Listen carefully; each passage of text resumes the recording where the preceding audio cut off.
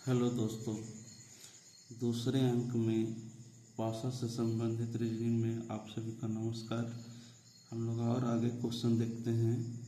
10 तक क्वेश्चन हम लोग का हो चुका है। 11 नंबर का प्रश्न हम लोग देखते हैं।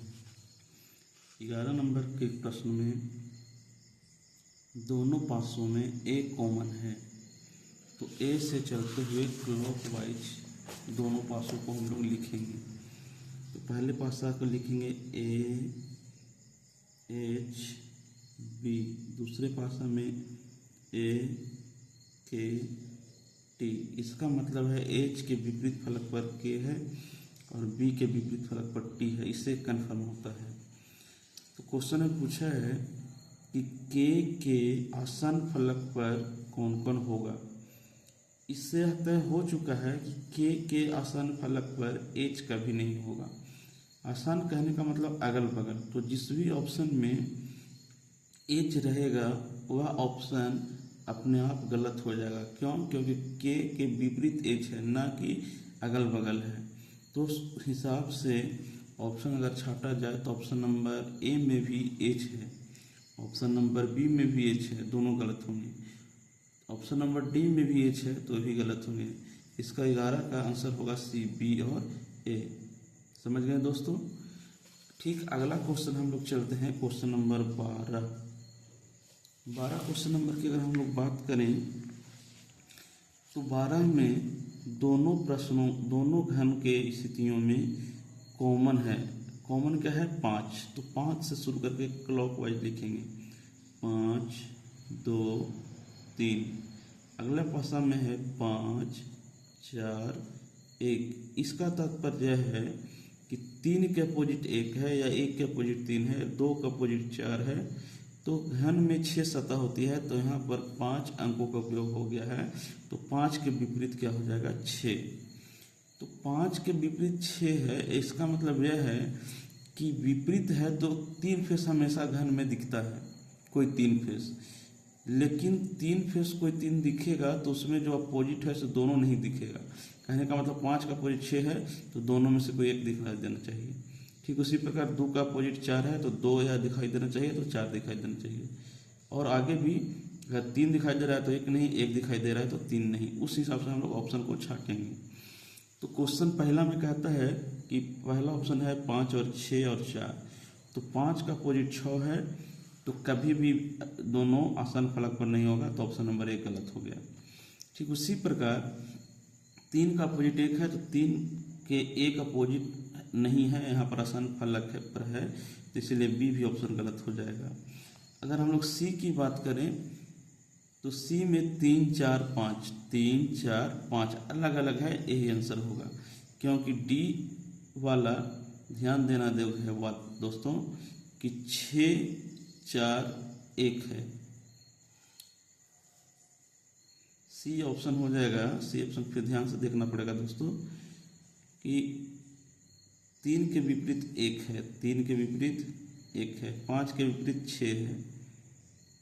और इसमें अगर ध्यान से देखा जाए तो डी ऑप्शन में 1 के विपरीत 3 है, 6 के विपरीत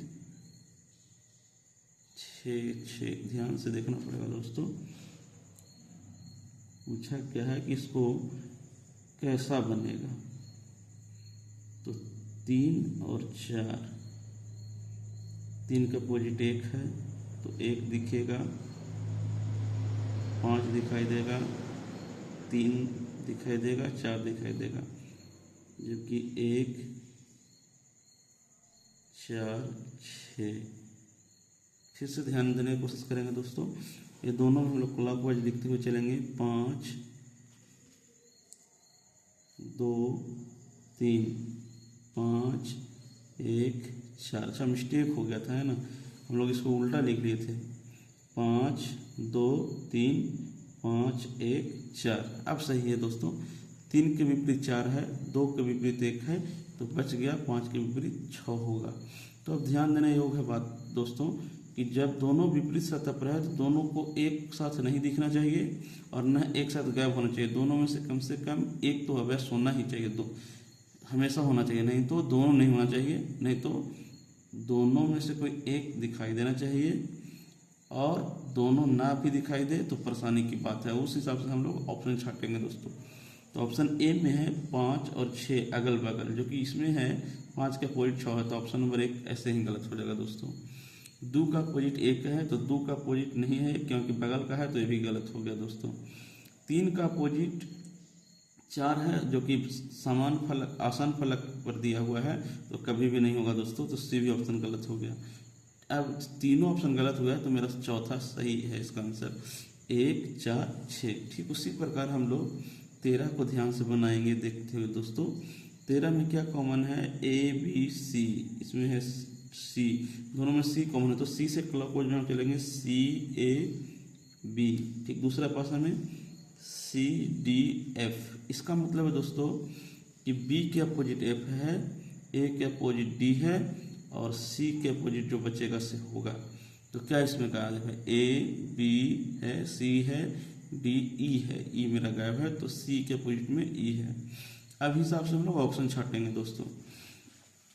कभी भी ध्यान देना दोस्तों, यहाँ से हम लोग ऑप्शन बाय ऑप्शन छाट करके बनाएंगे।